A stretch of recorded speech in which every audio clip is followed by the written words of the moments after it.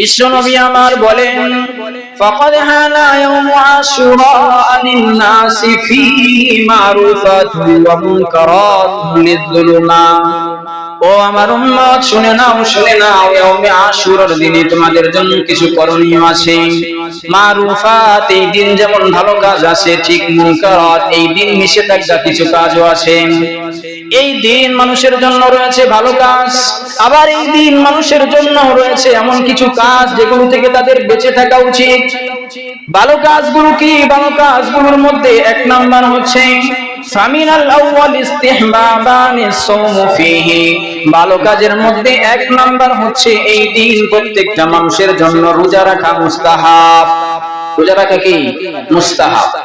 ফামিনাল আউয়াল ইস্তিহবাবানিস সাওমু ফীহি, এক নাম্বার হচ্ছে এই দিন সকলের জন্য রোজা রাখা মুস্তাহাব।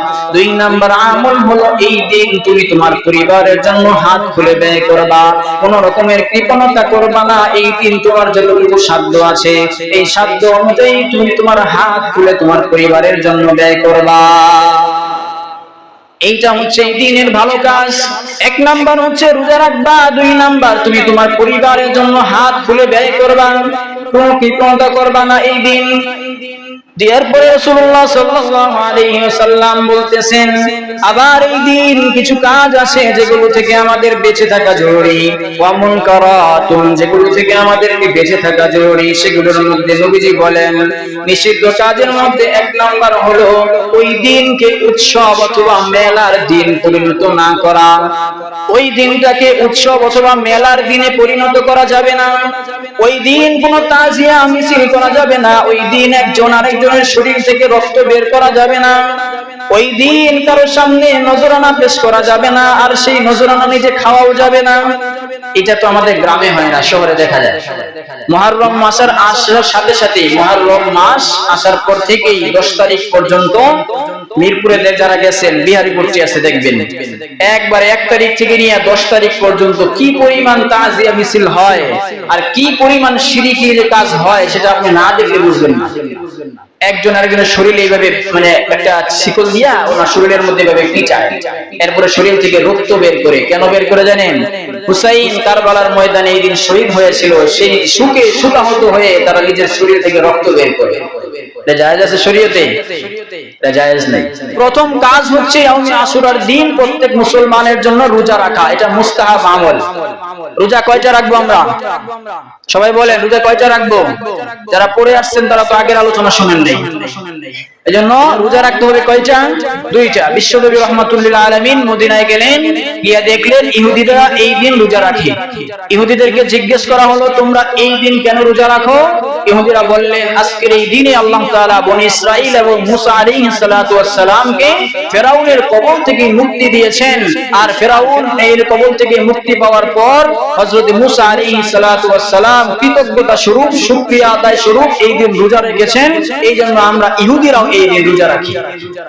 এরপর নবীজি কি বললেন? আনা আহাক্কু বি মুসা, আমি তো মুসার ক্ষেত্রে তোমাদের থেকে বেশি হকদার। মুসা আমার ভাই, নবুয়তি ভাই। তোমরা যদি তার উম্মত হয়ে এই দিন শুকরিয়া দান স্বরূপ রোজা রাখো, তাহলে আমি তার ভাই হয়ে তো আরো আগে রোজা রাখার দরকার। এরপর বিশ্বনবী রাহমাতুল্লিল আলামিন ওই দিন রোজা রাখলেন এবং উম্মতদেরকে বললেন, সাহাবায়ে কেরামদেরকে বললেন, তোমরাও এই দিন রোজা রাখবা। আর রোজা রেখেই শুধু এই দিন একটা রোজা রাখবা না, বরং তোমরা 2টা রোজা রাখবা। কেন? তোমরা ইহুদি এবং মুশরিকদের বিরোধিতা করবা। তারা একটা রাখে, তোমরা 2টা রাখবা। বিশ্বনবী বলেন, আমি এই বছর একটা রোজা রাখলাম, সামনের বছর যদি আমি হায়াত পাই, আল্লাহ যদি আমাকে বাঁচায় রাখেন, সামনের বছর আমি 2টা রোজা রাখবো। এক হচ্ছে ইয়াউমে আশুরা 10 তারিখ মুহররম মাসের, অথবা 10 তারিখের সাথে মিলিয়ে সামনের একদিন অথবা পূর্বের একদিন মিলিয়ে 2টা করে রোজা তোমরা রাখবা। তাহলে ইয়াউমে আশুরার রোজা কয়টা? 2টা। রোজা আসলো কোন জায়গা থেকে?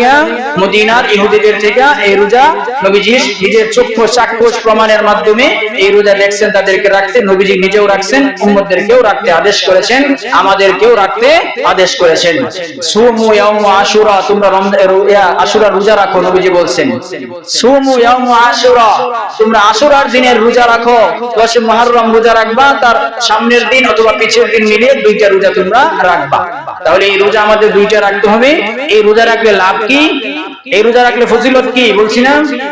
এই রোজা রাখলে ফজিলত হলো, আল্লাহ রাসূল বলেন যদি কোনো বান্দা ইয়াউমে আশুরার রোজা রাখে তো আমি আল্লাহ তাআলার কাছে আশা রাখি আল্লাহ তাআলা ওই বান্দার বিগত বছরের গুনাহগুলো মাফ করে দিবেন। সুবহানাল্লাহ।